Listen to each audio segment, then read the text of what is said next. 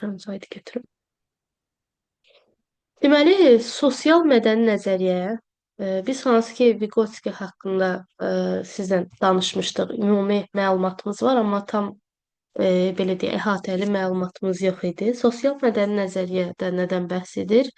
Gəlin ilk öncə qaydasına baxaq. Deyir, hər bir peşəsini sevən tərbiyəçi müəllimin məqsədi uşaqların inkişaf etməsi üçün ən səmərəli və uğurlu öyrənmə yolunu seçmək və tətbiq etməkdir. Doğrudan da bu belədir ki, hər zaman tərbiyəçi müəllim uşaqlara necə öyrətməlidir, nə öyrətməlidir, hansı üsullardan öyrətməlidir, əyani vəsaitlərlə mi öyrətməlidir? Yəni hər zaman axtarır, araşdırır və uğurlu öyrətmə yolunu seçir. Və razılaşsaq ki, bu heç də asan deyil. Səbəb ondan ibarətdir ki, məktəbə qədər dövr 1-6 yaşlı uşaqları əhatə etdiyinə görə məsələ biraz da çətinləşir. Çünki müxtəlif elmi sahələri bu problemi araşdırmaqda davam edir və müasir psixopedaqoji elm bir sıra uğurlu təlim yollarını təklif edir. Yəni uşaqların inkişafı ilə bağlı, onların məktəbə qədər dövrü ilə bağlı və onların həmən dövrdə necə inkişaf etməsi ilə bağlı məsələləri nəzərə almaqdan bəhs edilir burada. Və 20-ci əsrin məşhur alimi, psixoloqu, bir dəqiqə. Səsim gəlir indi.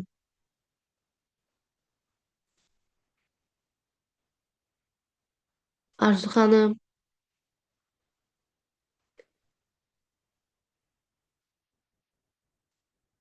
səsim gəlir Arzu xanım.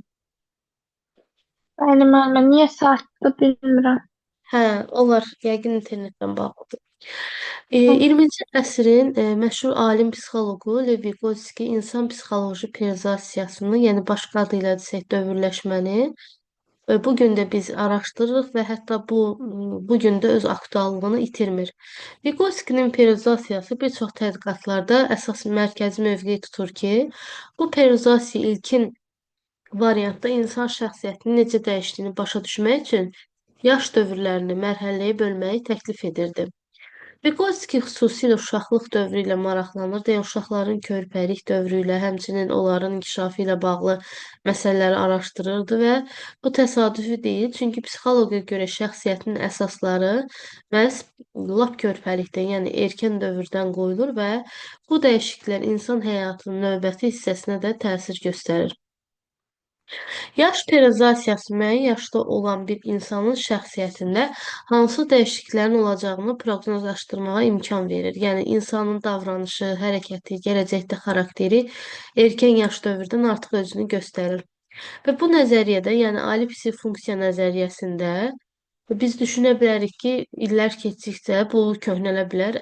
Əsla belə deyil. Çünki hətta illər keçdikcə öz dəyərini itirmir, daha da dəyəri artır və inkişaf etdirilir, maraqla qarşılanır və bu məqalədə sosial mədəni nəzəriyyələrdən biri olan ali psixi funksiyaların tarixi mədəni inkişaf nəzəriyyəsi ilə uşaqlar üçün səmərəli təlim nədir sualına cavab axtarılır.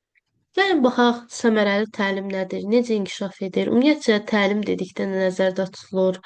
Təlim nədir? Təlim prosesi iki tərəfin fəaliyyəti nəzərdə tutulur. Yəni müəllimlə belə qısa şəkildə desək, şagird, uşaq arasında olan əlaqədir. Bir tərəf bilik və bacarıq ötürür. Bilik bacarığı ötürən kimdir? Müəllim təbii ki. Digər tərəf isə bu bilik bacarığı qəbul edir. Bu cür fəaliyyətin nəticəsində də ikinci tərəf, yəni oxuyan şagird nəzərdə tutulur. Bilməyəndən bilənə, bacarmayana bacarana çevrilir. Və təlim haqqında bu cür baxış bucağı çox yayğındır. Yəni öyrədənlə öyrənən arasındakı münasibət. Lakin müəllim və öyrənin olması hər bir zaman fəaliyyətdirmi? Məsələn, biz düşünə bilərik ki, hə, müəllim var, varsa əgər təlim də yaxşıdır, uşaqlar da hər şeyi öyrənir. Xeyr. Belə götürsək ki, müəllim məlumatı ötürən tərəfdirsə, qarşı tərəf də aktiv şəkildə iştirak etməlidir. Qarşı tərəf də oxumalıdır və hər zaman müəllimin olması öyrənmə deyil. Müəllimsiz də öyrənmək mümkündür. Hansı ki, məsələn, burada bir misal var. Tutaq ki, deyirəm ki, körpə uşaqdır. Televizorun qarşısında xarici bir çizgi filmə baxır. O artıq o qədər məsələn ingilis dilində, rus dilində baxdı ki, artıq o dildə başlayır danışmağa, sözlər deməyə və get-gedə də bu təbii ki, inkişaf edir. Burada hər hansı bir müəllim var idimi, yönəldən var idimi? Xeyr, sadəcə öz-özünə öyrənmiş oldu. Və bir məsələ də ondan ibarətdir ki, deyir, niyə doğru məlumatın ötürülməsi hələ onun mənimsənilməsi demək deyil. Niyə öyrənəni biliciyə çevirmək çətindir? Və buna da bir misal var. Niyə öyrənmək çətindir misalına uyğun olaraq, məsələn, deyir, ibtidai sinif müəllimləri bunu yaxşı bilirlər ki, uşaqlara isti-isti nə isə öyrədəndə, məsələn, nə isə izah eləyəndə həmin an yadlarında qalır. Amma o mövzunu təkrar eləmədikdə, oxumadıqda həmin mövzunun 90%-i demək olar yaddan çıxır. Həmin vaxtı öyrəndikdə testi işləyirlər, yaxşı danışa bilirlər, amma bir müddət keçdikdən sonra problem yaşaya bilirlər. Bunun səbəbi də nədir? Səbəbi yaddaşla əlaqəli bir şeydir. Yəni bu fenomen yaşından asılı olmayaraq kiçiklərdə də olur, böyüklərdə də olur, yaddaş prosesi. Yəni son dövrlərdə hər birimizin, hər bir insanın çətinlik çəkdiyi məqamdır yaddaş funksiyasının zəifləməsi. Və unutqanlıq. Unutqanlıq da, yəni elə yaddaşın daxilindədir, verilən məlumatların tez yaddan çıxması. Müəllim və öyrənənin yenə də qeyd edirəm, birgə fəaliyyəti olmadığı halda da həqiqi öyrənmə prosesi situasiyalarda mövcuddur. Bayaq dediyim kimi, hər hansı bir xarici dili əgər uşaq öyrənmək istəyirsə, cizgi filmə baxır və ya filmlərə baxır, başlayır artıq həmən dildə danışmağa. Burada müəllimlə öyrənənin birgə fəaliyyəti yoxdur, amma öyrənmə prosesi baş verdi. Və beləliklə müəllim və uşağın bir yerdə olması öyrənmənin baş verəcəyinə heç də zəmanət vermir. Əgər uşağın özünün real fəaliyyəti yoxdursa, yəni öyrənməyə meyli yoxdursa, heç bir müəllim uşağın zehni inkişafına təsir edə bilməz. Yəni hər iki tərəf aktiv şəkildə fəaliyyət göstərməlidir. Və belə olan halda müəllim bilikləri uşağın beyninə birbaşa köçürülməsi mümkün deyil. Psixika nə deməkdir ümumiyyətcə? Psixika sadəcə ətraf aləm haqqında təsəvvür obrazlar sistemi deyil, həm də fəaliyyət sistemidir. Və burada məsələn biliyin mənimsənilib və ya mənimsəməməsindən söhbət gedir ki, bu da Elkoninin fəaliyyət anlayışını bütövlüklə inkişaf problemləri haqqında fikirləri alt-üst edir. Ümumiyyətcə bu yaş periodizasiyası Vygotsky-yə aiddir, amma alimlər bunu inkişaf etdirmişdi. Və bu alimlərin sözlərini mütləq biz yadımızda saxlamalıyıq, testlərdə düşür. Məsələn, Elkoni nə deyirdi? Və yaxud da Leontievə görə fəaliyyət növü necə idi? Leontievə görə də fəaliyyət öyrənənin öz ətrafı ilə ehtiyacını qarşılayacaq şəkildə münasibət qurması və onu reallaşdırması prosesidir. Yəni insanlarla ünsiyyət, dialoq və öyrənən fəaliyyətə sövq edən onun əsl ehtiyacı və bundan yaranan motivasiyadır. Və digər bir məsələ, əgər öyrənənin fəaliyyəti ehtiyacını ödəmirsə, demək ki, bu sadəcə biliyi əzbərləyir, öyrənmir. Məsələn, hər zaman mövzular keçəndə də, dərslərimiz haqqında məlumat verəndə də həm müəllimlər, həm ümumi olaraq nə deyilir bir mövzunu yadda saxlamaq üçün əzbərləməyin, başa düşün. Doğrudan da bu belədir. Yəni biliyi əzbərləməklə davamlı şəkildə biz onu yadımızda saxlaya bilmərik. Amma bir mövzunu, bir məsələni tam başa düşdükdə onu uzun müddət biz yaddaşımızda saxlaya bilirik. Və psixi inkişafın hər bir mərhələsi uşağın gerçəkliklə münasibəti, yəni aparıcı fəaliyyəti ilə müşahidə olunur ki, uşağın gerçəkliklə münasibətinin dəyişməsinin əlaməti onun bir aparıcı fəaliyyət növündən digərinə keçməsində görülür. Aparıcı fəaliyyətin dəyişməsi üçün isə əvvəlki prosesdəki inkişaf zəncirindən yaranan növbəti motivasiya dəyərlər formalaşdırılır. Çünki uşaq aparıcı fəaliyyət vasitəsilə yaş tələbatını və ehtiyacını ödəyir. Məktəbəqədər yaşlı uşaqlarda bu xüsusi göstərilir ki, indi bax bu cədvəldə mən sizə tam şəkildə deyəcəm. Bu cədvələ uyğun olaraq insanın yaş periodizasiyasından bəhs edir. Məsələn, çağalıq dövrü neçə yaş əhatə edir? 0-1 yaş, yəni bu erkən yaş dövrüdür. Bir də körpəlik 1-3 yaş dönəmi. Bu dövrün aparıcı fəaliyyəti nə idi? Çağı ilə daha çox təmasda olan şəxslə affektiv ünsiyyət, qarşılıqlı əlaqə, münasibət, ilkin inam hissi. Hətta bu dövrdə uşaqlar valideynə bağlı olur, valideyndən qopa bilmirlər, affektiv ünsiyyət olur, qarşılıqlı əlaqə olur. Bu aparıcı fəaliyyət kimi gedir. Üstünlük təşkil edən sferası isə motivasiya və dəyərlər sferası kimi biz bunu götürə bilərik. Digər bir tərəfdən körpəlik dövründə ətrafdakı əşyalarla manipulyasiya, nitq bacarıqlarının formalaşması. Burada nəzərdə tutulan intellektual və kognitiv sferadan söhbət gedir ki, yəni idraki artıq əşyalarla bu dövrdə uşaqlar necə edir? Manipulyasiya edirlər, toxunurlar, qavrayırlar. Bu da bir aparıcı fəaliyyət kimi götürülür. Bir də var ki, bu erkən yaş dönəminə aid oldu, yəni 0-1 yaş və bir də 1-3 yaş dönəmi.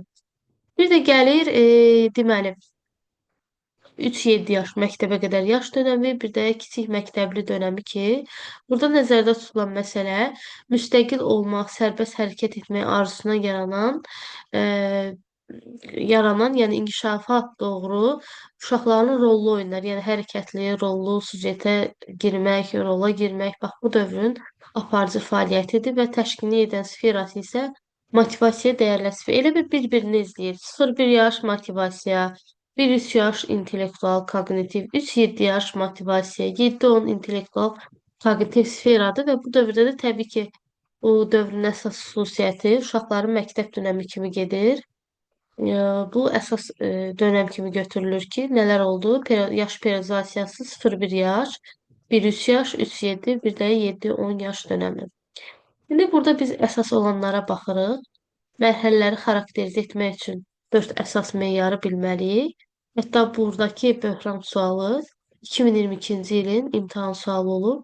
Nə deməkdir? İndi ətraflı məlumat verəcəm. Sosial situasiya uşağı birbaşa əhatə edən mühit, situasiya və onda müəyyən psixi hadisələrin və münasibətlərin formalaşmasına, inkişafına gətirib çıxardır. Yəni ətraf mühit, onu birbaşa əhatə edən insanlar, mühit, qarşılıqlı münasibət, fəaliyyət, əlaqə, bu sosial situasiyadır, yəni sosiallıqdır. Bir də aparıcı fəaliyyətdir ki, müəyyən bir inkişaf mərhələsində psixikaya ən çox təsir edən fəaliyyət növüdür. Yəni müəyyən bir inkişafda psixikaya ən çox təsir edən fəaliyyət növü kimi götürülür ki, yeni bir dəyişikliklər olur, uşaqların həyatında böyümə, inkişaf etmə gedir. Bu aparıcı fəaliyyətdir. Böhran dönəmi deyərəm ən çətin dönəmdir uşaqlar üçün.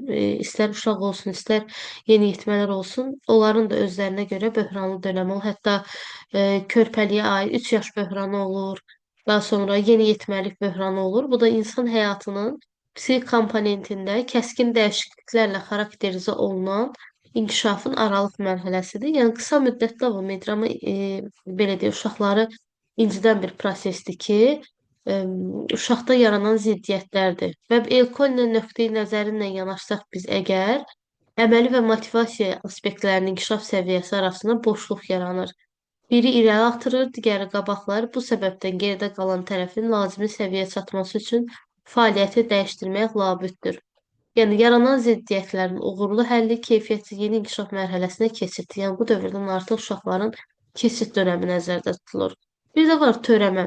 Törəmə nədir? Törəmə açar sözü yenilikdir. Psixanın inkişaf strukturunda ilk dəfə müəyyən bir yaş mərhələsində aşkar edilən yeni keyfiyyət dəyişiklikləridir. Belə ki, hər yaşın özünə görə yenilikləri olur. Bir yaşın özünün xüsusiyyətləri olur, 3-ün, 5-in, 7-nin. Yəni yaşlara görə insan həyatında da, insan psixologiyasında da yeniliklər olur ki, bu da törəmə kimi götürülür. Yəni Vygotskyinin fikrincə aparıcı fəaliyyət uşağın təkcə idraki deyil və motivasiya və ehtiyacı əsaslanan sferalarını formalaşdırır. Yəni uşağın insanlarla kommunikasiyası, ünsiyyəti, əşyalar aləmini mənimsəməsi, həmçinin uşaqların zehni fəaliyyətində düzgün istiqamətlərin olması, böyüklərlə, valideynlərlə ilkin inam hissi, qarşılıqlı fəaliyyət hər biri bu nəzəriyyədə götürülür. Yəni sosial, mədəni nəzəriyyədə əsas götürülür. Burada yadımızda saxlamalıyıq ki, Vygotskyinin hansı fikirləri var idi. Daha sonra psixika nə deməkdir? Leontievin, Elkoninin hansı fikirləri var idi, nələr idi? Bir də yaş periodizasiyası cədvəli əzbərlənməlidir. 0-1 yaşa aid olanlar 1-3-ə, 3-7-yə və 7-10 yaşa aid olunan xüsusiyyətlər. Belə. Bu bizim deməli olacaq, deməli sosial mədəni nəzəriyyəmiz. Bir dəqiqə. İndi keçək testlərimizin izahına.